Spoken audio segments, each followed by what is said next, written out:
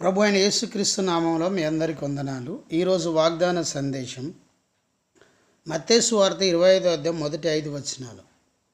పరలోక రాజ్యం తమ దివిటీలు పట్టుకొని పెళ్లి కుమారు ఎదుర్కొంటూ బయలుదేరిన 10 మంది కన్యకలను పోలి ఉన్నది. వీరిలో 5గురు బుద్ధి లేని వారు, 5గురు బుద్ధి గలవారు.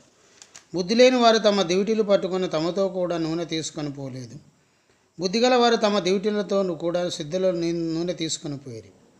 పెండి కుమారుడు ఆలస్యం చేయగా వారందరూ కునికి నిద్రించుచుండిరి.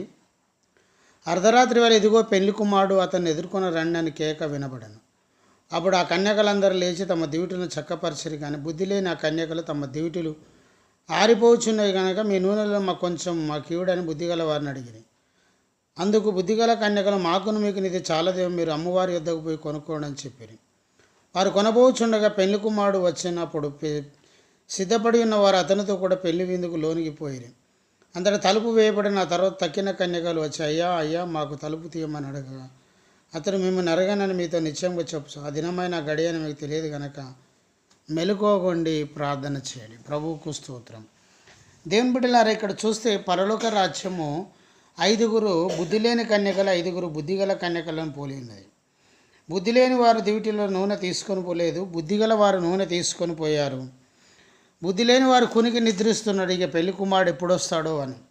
అర్ధరాత్రి వేళ పెళ్లి కుమారుడు వచ్చాడు. అప్పుడు కన్యకలందరూ లేచి దివిటీలు చక్కపరిచిరి. కానీ బుద్ధి లేని కన్యకలు మా దివిటీలు ఆరిపోసిన మాకు నూనె ఇయ్యమని బుద్ధిగల వారిని అడిగినప్పుడు మీరు అమ్మవారి వద్ద పోయి కొనుక్కోండి అని చెప్పాను.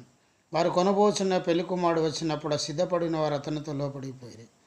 తలుపు వేయడం. ఆ తర్వాత తక్కిన కన్నా అయ్యాయా మాకు తలుపుతున్నాయి కనుక మేము నెరగన నిశ్చయం చెప్పాం. ఆ దినమైన నా గడియాన మీకు తెలియదు కనుక మెలుకోగండి ప్రార్థన చేయండి. ఈరోజు వాక్యము 13వ వచనం, ఆ దినమైనను ఆ గడి అయినను మీకు తెలియదు కనుక మెలుకోగండి ప్రార్థన చేయండి.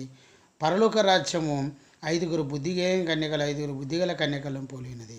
ప్రభువైన యేసుక్రీస్తు మాటలు దీవించను గాక. ఆమేన్. ప్రార్థన. ప్రభు ఈ మాటలు దీవించి ఆశ్రదించి వెనుకల్లో నోరంతలా ఫలింపచ్చి యేసునామంలో ప్రార్థిస్తున్నాం తండ్రి. ఆమేన్. జయమని మా యూట్యూబ్ ఛానల్ సబ్స్క్రైబ్ చేయండి, లైక్ చేయండి, షేర్ చేయండి, అనేకులకు తెలియచేయండి. ప్రభు మిమ్మల్ని దీవించను గాక. ఆమేన్. Praise the lord.